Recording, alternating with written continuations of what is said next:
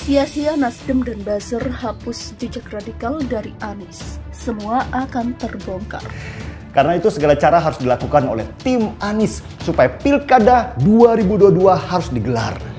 Karena kalau 2022 jadi Pilkada dan Anies menang jadi gubernur lagi, maka tiket menuju Capres 2024 bisa ada di tangan. Partai-partai bisa melamar dia, mirip seperti Jokowi. Karena itu Anies harus dipoles dengan baik. Langkah pertama, ajukan gugatan ke Mahkamah Konstitusi terhadap Undang-Undang Pilkada Serentak. Kalau gugatan dimenangkan di MK, maka Pilkada 2022 akan kembali digelar. Dan potensi kemenangan Anies Baswedan akan semakin besar. Langkah kedua, datangkan Rizik Syihab dari Saudi. Rizik, suka atau tidak, adalah faktor penentu kemenangan Anies Baswedan di Jakarta. Dan kartu Rizik harus kembali dimainkan supaya bisa meraup banyak suara. Itulah kenapa saat Rizik pulang, Anies pun sowan ke rumahnya. Meski sebenarnya lucu, kok bisa ya kepala daerah sowan ke pimpinan ormas? Wibawanya jadi hilang karena berasa Jakarta jadi tunduk pada ormas agama. Apakah Pilkada 2022 jadi digelar dan Anies bisa melenggang sebagai petahana dengan Rizik sebagai peraup suara? Kita lihat nanti apa yang terjadi. Yang saya heran itu waktu itu Kodam Jaya Jayakarta dapat hibahnya itu 16 miliar. Sementara Lakespra 84 miliar, Kostrat 52 miliar, Kopassus 48 miliar. Mabesat saja dapat 43 miliar. Saya bilang, itu mitranya gubernur, itu Pangdam sama Kapolda. Kalau terjadi sesuatu di Jakarta, yang berangkat duluan pasti Polda dan Kodam Jaya. Bukan Kopassus, bukan Kostrat, apalagi Mabesat. Kalau terjadi banjir dan sebagainya.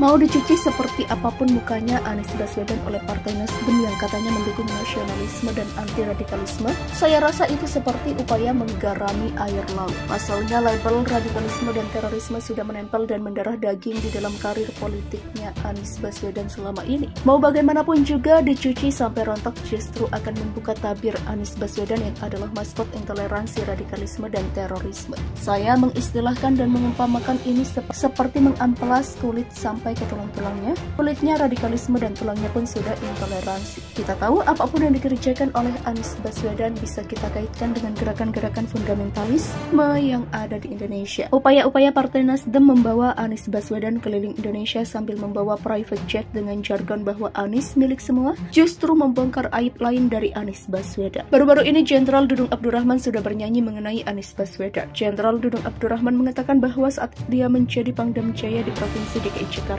dana hibah yang didapatkan oleh pasukan yang dikepalai oleh Jenderal Dudung saat itu sangatlah sedikit. 16 miliar untuk dana hibah kepada mereka tidak sebanding dengan dana hibah yang diberikan kepada ormas yang membela Anies Baswedan saat itu. Inilah menjadi bukti kuat bahwa secara radikal Anies Baswedan sudah terintegrasi dengan penuh dan darahnya mengalir paham intoleransi. Karena kita tahu bahwa Tentara Nasional Indonesia memiliki satu tugas pokok, yaitu memberantas radikalisme dan terorisme yang berpotensi untuk memecah belah negara kesatuan Republik Indonesia. Kita sama-sama tahu bahwa Tentara Nasional Indonesia sudah dicabut hak politiknya, jadi dia tidak ada kepentingan untuk membela atau menghancurkan karir politik seseorang. Jadi apa yang dikatakan oleh Jenderal Dudung saat itu bukanlah sesuatu yang sifatnya politis, tetapi fakta lapangan yang membuat mereka sulit memberantas radikalisme dan terorisme. Apalagi kita tahu bahwa saat di bawah komando Panglima Haji Hadi Cahyanto yang saat ini menjadi Menteri Agraria dan Pertahanan, peperangan terhadap radikalisme dan intoleransi yang berujung kepada terorisme sangatlah gencar. Saat itu Jenderal Dudung Abdurrahman di bawah persetujuan dari Jenderal Andika Perkasa yang saat itu menjadi Kasat menyatakan perang terbukanya kepada radikalisme yang ada di bawah komando Rizik Syihab dan Bahar yang sering makan di restoran yang katanya dipertanyakan kehalalannya.